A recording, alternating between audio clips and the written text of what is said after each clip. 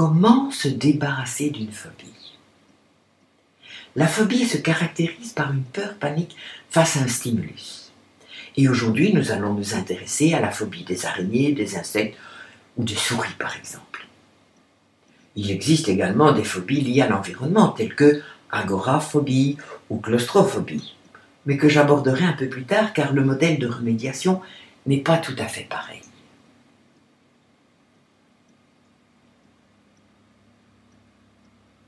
Première chose à bien prendre en compte, c'est de faire la différence entre un traumatisme et une phobie.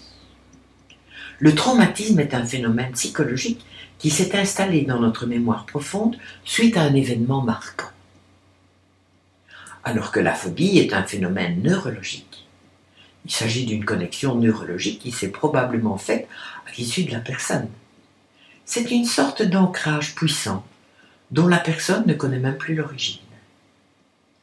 On peut définir aussi la phobie comme une sorte de cause à effet. Si une araignée est présente dans mon champ de vision, la panique se déclenche aussitôt sans que je puisse rien contrôler.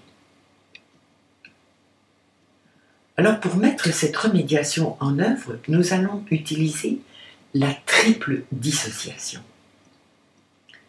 Pour mémoire, dans le 11e article, nous avons abordé l'association et la dissociation.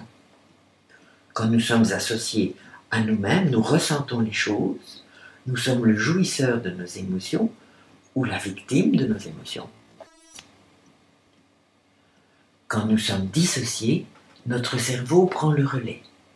Nous pouvons alors commenter la situation et prendre du recul par rapport à cela. Eh bien, le principe de la phobie est d'être associé complètement à l'événement ou à l'image phobique et de rester bloqué là-dedans. Et le principe de la remédiation est de permettre au phobique de se dissocier à la 3e puissance pour pouvoir reprendre le contrôle de son inconscient.